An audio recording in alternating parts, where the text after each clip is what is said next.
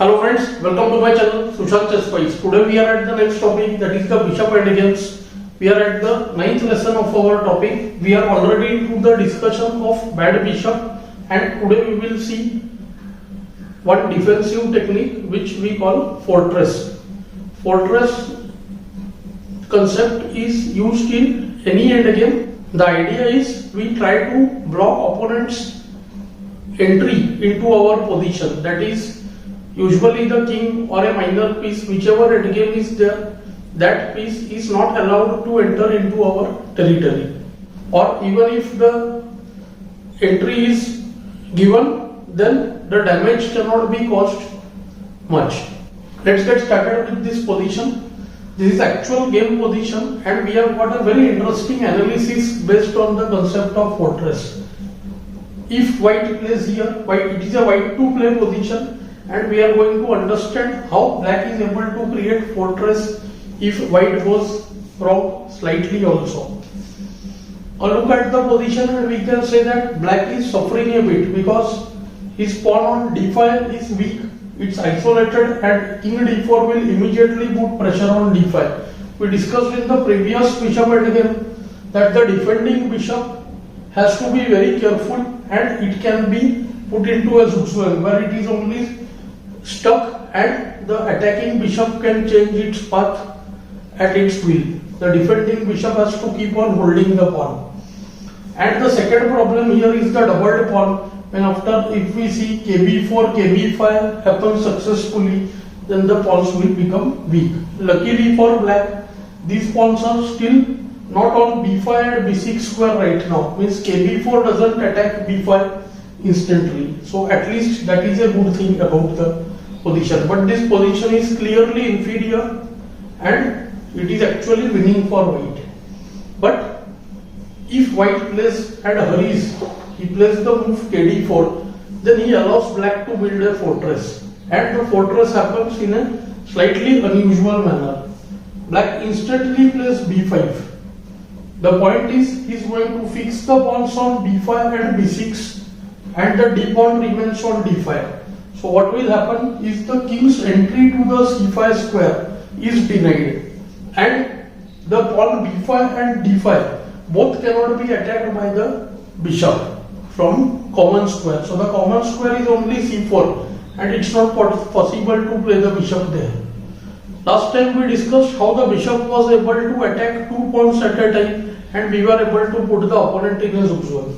After b5, if now white starts attacking the pawn, bishop f1, black goes bd7, now king c3, and here comes the very important move.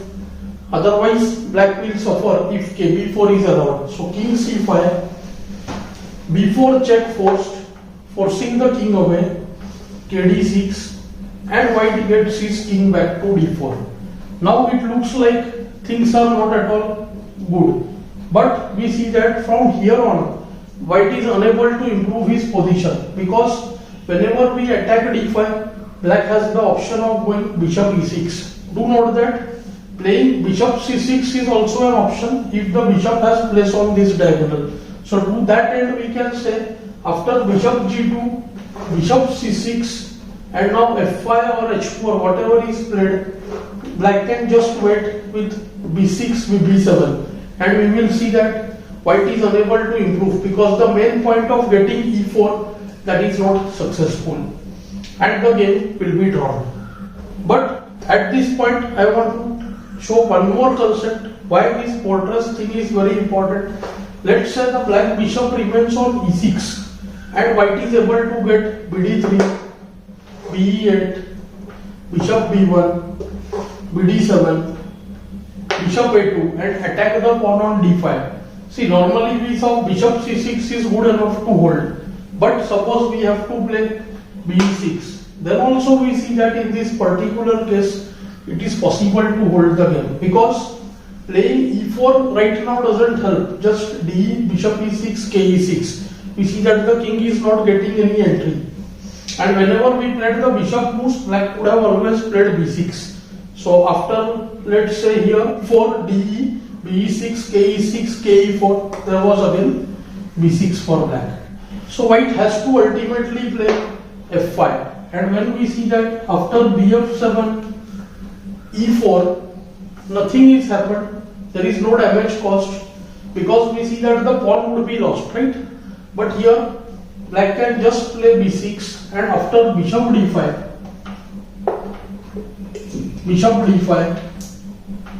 d5, we see that this position cannot be won by white, because the king's entry points on d5 and c5 both are taken away, and there is no progress that he can make in this position.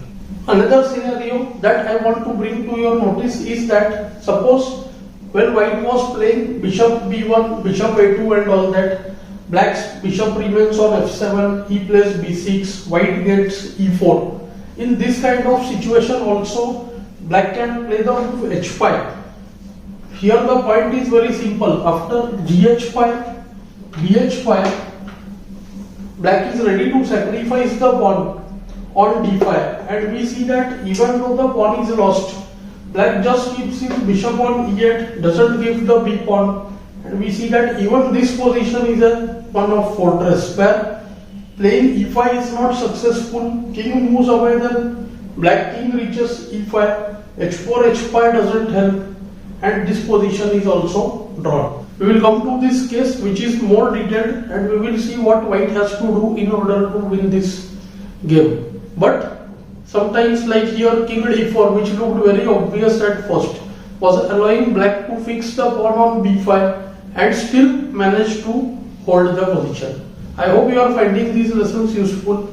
Do like, share and subscribe the channel. Thanks for your time.